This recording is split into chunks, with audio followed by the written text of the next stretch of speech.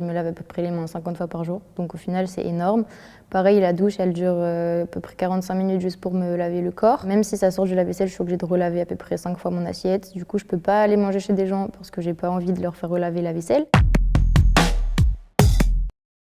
Bonjour, je m'appelle Jeanne Bayard, je suis créatrice de contenu sur TikTok depuis 1 an et je parle principalement de mes TOC. Les TOC, c'est des troubles obsessionnels compulsifs et ça se résume surtout par des rituels. Il y a plusieurs catégories de TOC. Il y a les TOC de l'hygiène, il y a les phobies d'impulsion, les TOC de perfection et les TOC de malheur. Et à partir du moment où on a une pensée intrusive, donc la pensée intrusive, c'est une pensée soudaine qui va arriver dans notre esprit et ça va nous mettre le doute et du coup le doute va créer une angoisse et à partir de cette angoisse, le seul moyen de l'éliminer, c'est de ritualiser. Donc par exemple, si je suis en train de marcher dans la rue, d'un seul coup je vais me dire « Oh là là, mes mains sont sales », le seul moyen pour moi d'arriver à supprimer cette angoisse qui est complètement irrationnelle parce que j'ai rien touché, ça va être de me laver les mains. Moi j'ai à peu près 90 rituels et j'ai plusieurs familles de TOC. J'ai les TOC de l'hygiène. Principalement, c'est le lavage du corps et le lavage des mains excessif. J'ai aussi les TOC de perfection. J'ai besoin de tout ranger, aligné chez moi au carré. Et j'ai également des phobies d'impulsion, toujours liées à l'hygiène. Quand on a une phobie d'impulsion, c'est par exemple quand on roule en voiture et que d'un seul coup, on a imaginé qu'on a pu écraser quelqu'un, on va être obligé de ritualiser, du coup, en faisant un demi-tour, par exemple, pour vérifier si on n'a pas écrasé quelqu'un, alors que nous-mêmes, on le sait très bien que c'est pas possible, mais pourtant, on est quand même obligé de vérifier plusieurs fois. Ça fait presque 10 ans maintenant que j'ai des TOC, et ça impacte énormément mon quotidien par rapport au temps, parce que je passe beaucoup de temps à me laver les mains, plus de 20 minutes pour un lavage, et je me lave à peu près les mains 50 fois par jour, donc au final, c'est énorme. Pareil, la douche, elle dure à peu près 45 minutes juste pour me laver le corps. Ensuite, il y a beaucoup de choses que je m'interdis de faire ou de manger, comme aller manger chez des amis ou aller prendre un verre dans un bar, parce que chez moi, je nettoie le verre avant de manger ou de boire. Je nettoie la vaisselle aussi tout le temps. Même si ça sort du lave-vaisselle, je suis obligée de relaver à peu près 5 fois mon assiette. Du coup, je peux pas aller manger chez des gens parce que j'ai pas envie de leur faire relaver la vaisselle. Je peux pas aller boire un verre parce que je peux pas laver mon verre dans un bar.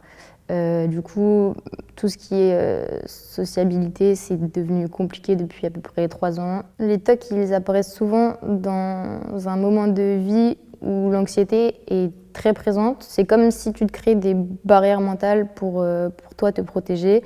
Et dans mon cas, c'est arrivé parce que, pareil, mon foyer familial n'était pas hyper serein et apaisant pour moi et c'était le seul moyen de me protéger. Je ne sais pas exactement la date exacte à laquelle j'ai développé mes TOC. Je ne sais pas non plus pourquoi j'ai fait ça parce qu'au final, c'est plus étouffant que sécurisant. Les TOC, on sait quand ça s'installe la plupart du temps, mais on ne sait jamais quand ça s'en va. Et plus on laisse traîner en pensant que c'est de passage, plus c'est vraiment pire.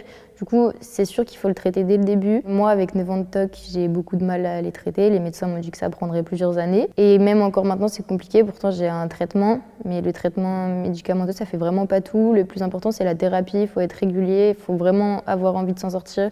Et on sait pertinemment que ça va être super dur parce qu'il faut affronter carrément ces pires démons. Et jusqu'à l'année dernière que je commence à exposer mes TOC sur TikTok, je cachais énormément tous mes rituels, même à mes amis. Quand je rencontrais des personnes, c'était vraiment la honte pour moi de faire ça. Maintenant, je le dis parce que TikTok, ça m'a beaucoup libérée de ça. Et justement, je pense qu'il faudrait pas avoir honte de nos rituels parce que même si c'est hyper compliqué, hyper long, au final, ça reste une maladie mentale et on n'y peut pas grand-chose. Moi, j'ai déjà entendu « Ouais, mais de toute façon, t'es folle, faut que t'aies été faire interner », enfin des trucs comme ça. Mais après, ça, c'est des gens qui comprennent pas parce que quand c'est des amis qui sont proches de toi depuis 8 ans, comme moi, je peux avoir, elles m'ont connue avec mes TOC et en fait elles m'ont jamais connue sans et au final elles respectent totalement ça et elles s'adaptent carrément à moi. Vu que je suis arrivée dans une nouvelle ville et une nouvelle école, je me suis fait des amis et on a été invités à manger chez eux. Du coup c'est cool, sauf que moi forcément qui dit manger dit beaucoup de TOC et beaucoup de rituels. Au début je me suis dit est-ce que je vais vraiment y aller parce que j'avais pas envie d'expliquer mes TOC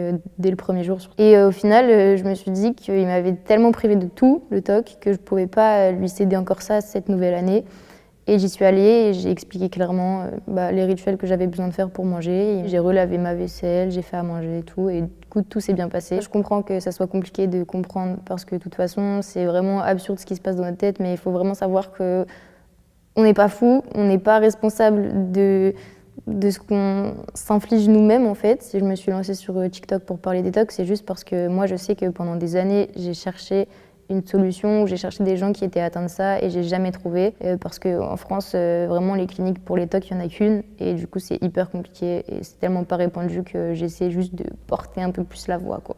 Ça me fait plaisir et c'est touchant parce qu'il y a beaucoup de gens qui témoignent aussi, qui se dévoilent, qui me remercient de parler de ça parce que c'est tellement tabou. Quand j'ai un coup de mou, je le dis tout le temps parce que je suis 100% honnête et je reçois tout le temps des messages positifs et tout. Donc franchement, c'est trop bien.